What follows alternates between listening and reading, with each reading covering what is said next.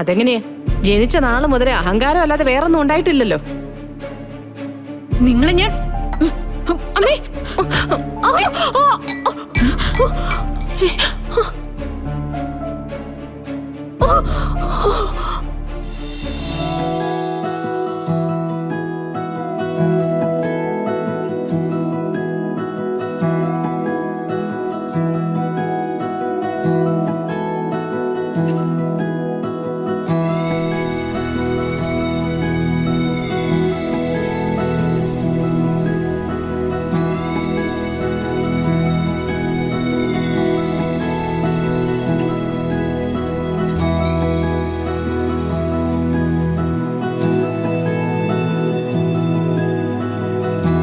ഉടയാടെ എന്തായാലും കുഴപ്പമില്ല.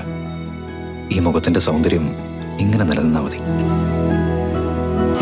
ഇപ്പൊ കണ്ടോ, എന്തൊരു സൗന്ദര്യ, എന്തൊരു ശാന്തത. ഇതല്ലേ ഞാൻ എപ്പോഴും ആഗ്രഹിക്കുന്നത്.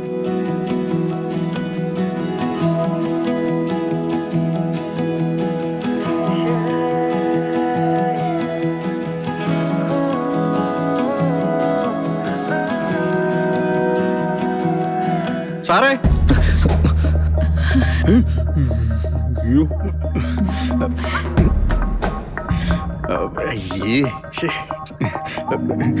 സോറി സാറേ, ഞാനേ ഈ ശാന്തി മുഹൂർത്തം എന്നൊക്കെ പറഞ്ഞാലേ അതിനെന്താ ചെയ്യേണ്ടതെന്ന് എനിക്ക് അറിഞ്ഞുകൂടാ. അതൊന്ന് ചോദിക്കാൻ വേണ്ടി വന്നതാ.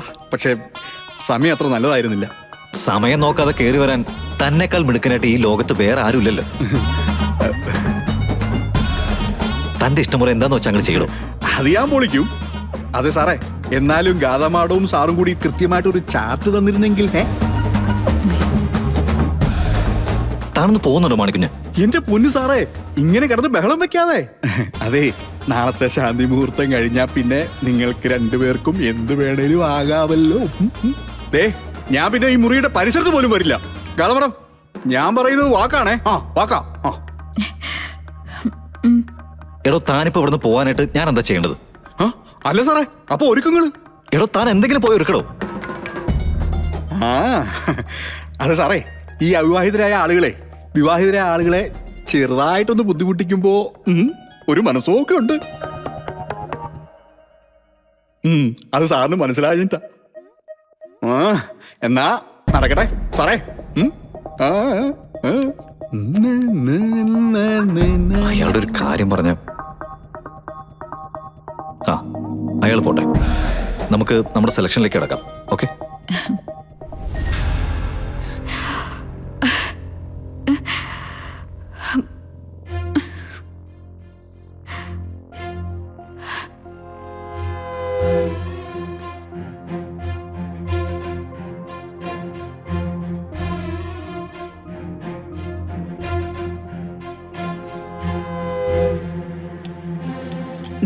ഭക്ഷണം കഴിക്കേ.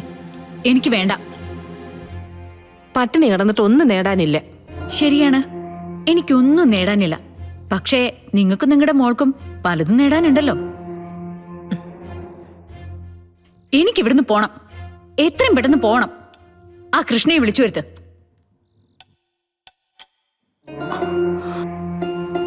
അതെങ്ങനെ സാധിക്കാന്? സാധിക്കണം. നിങ്ങൾ അത് ചെയ്തേ പറ്റൂ. അല്ലെങ്കിൽ നിങ്ങളെ നിങ്ങളുടെ മോളെ ഞാൻ എന്താ ചെയ്യാന്നറിയോ? മതി, ഇങ്ങനത്തെ ഭീഷണിയൊന്നും വേണ്ട. ഇവിടെ ഇങ്ങനെ കിടക്കുന്നുണ്ടെങ്കിലേ ഞാനും എന്റെ മോളും അല്ല അതിന് കാരണം. സ്വന്തം കയ്യിലിരിപ്പ് തന്നെയേ. അല്ല, നിനക്കിങ്ങനെ ദേഷ്യം കാണിക്കാൻ എന്താ അവകാശം? അങ്ങനെ ദേഷ്യപ്പെടണമെങ്കിലേ അത് കാണിക്കേണ്ടത് എന്റെ മോളാ.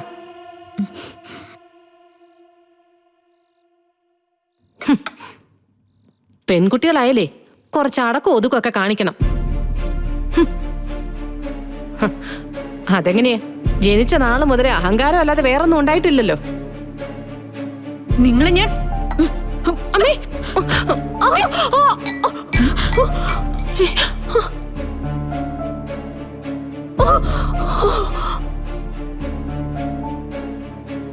ഓ, നീ എന്തേ കാണിച്ചേ?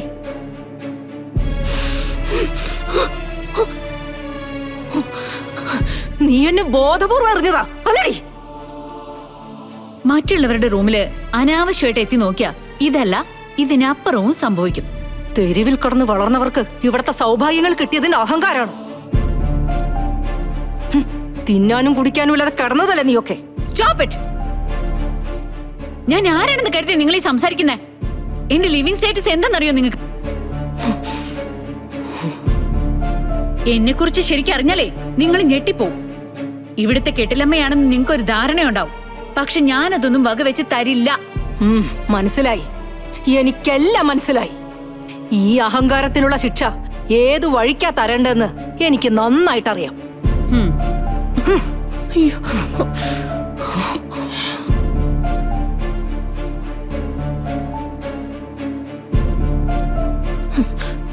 എന്താ നീ ഉദ്ദേശിക്കുന്നത്?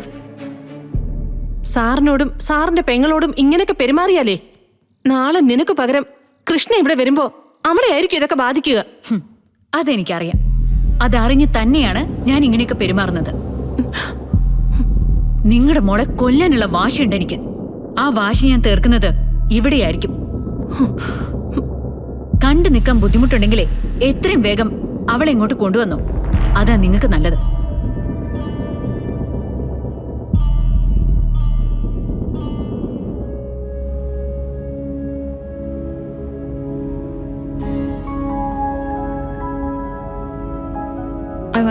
അല്ല, ഇന്നലെ ഡ്രസ്സൊക്കെ സെലക്ട് ചെയ്ത് വെച്ചല്ലേ, പിന്നെന്ത് പറ്റി വീണ്ടും ഡ്രസ്സ് എടുക്കണമെന്ന് തോന്നാൻ? അതെൻ്റെ ഒരു ശീലത്തിൻ്റെ പ്രശ്നം. ഞാൻ മിക്കവാറും ഒരു കാര്യം വളരെ നേരത്തെ പ്ലാൻ ചെയ്ത് ചെയ്യാറില്ല. പെട്ടെന്നായിരിക്കും തീരുമാനം. നിന്ന നിൽപ്പിൽ എവിടെയെങ്കിലുമൊക്കെ പോകണമെന്ന് തോന്നും.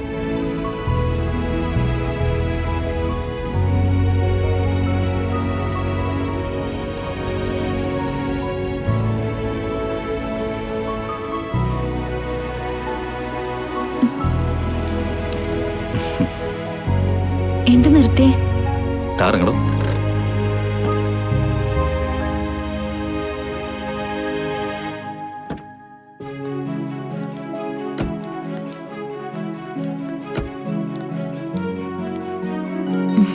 എന്താ? ചില നേരത്തെ എനിക്ക് തോന്നും തന്നോട് സംസാരിച്ചിരിക്കുന്നതും തൻ്റെ കൂടെ യാത്ര ചെയ്യുന്നതൊക്കെയാണ് ജീവിതത്തിലെ ഏറ്റവും വലിയ സൗഭാഗ്യമെന്ന്. പക്ഷേ പെട്ടെന്നതങ്ങ് ബ്രേക്കാവും. തൻ്റെ രീതികൾ എനിക്ക് മനസ്സിലാവാത്തതും പിടിക്കാത്തതും ആവും. തന്നെ ഞാൻ എത്രമാത്രം സ്നേഹിക്കുന്നുണ്ടെന്ന് തനിക്കറിയാമോ? മുൻപ് എന്നെക്കുറിച്ച് എല്ലാവരും പറയുമായിരുന്നു എനിക്ക് കുറച്ച് സ്വാർത്ഥത കൂടുതലാണെന്ന്, സ്വന്തം കാര്യങ്ങൾക്ക് ഒരുപാട് പ്രാധാന്യം കൽപ്പിക്കുന്ന ആളാണെന്ന്. പക്ഷെ ഇപ്പം നേരെ മറിച്ച, തൻ്റെ ജീവിതത്തിന് എനിക്ക് ഏറ്റവും പ്രാധാന്യം. സ്വാർത്ഥത എനിക്ക് ഇപ്പോഴും ഉണ്ട്. മറ്റുള്ള കാര്യത്തിൽ നിന്നൊക്കെ മാറി അതിപ്പോൾ തൻ്റെ കാര്യത്തിൽ മാത്രമാണ്. തൻ്റെ ഈ കണ്ണുകളിലേക്ക് നോക്കിക്കൊണ്ടിരിക്കുക, തന്നെ സ്നേഹിക്കുക. അത് മറ്റാരും ചെയ്യുന്നതിനേക്കാളും ഒരുപാട് കൂടുതൽ ചെയ്യാം.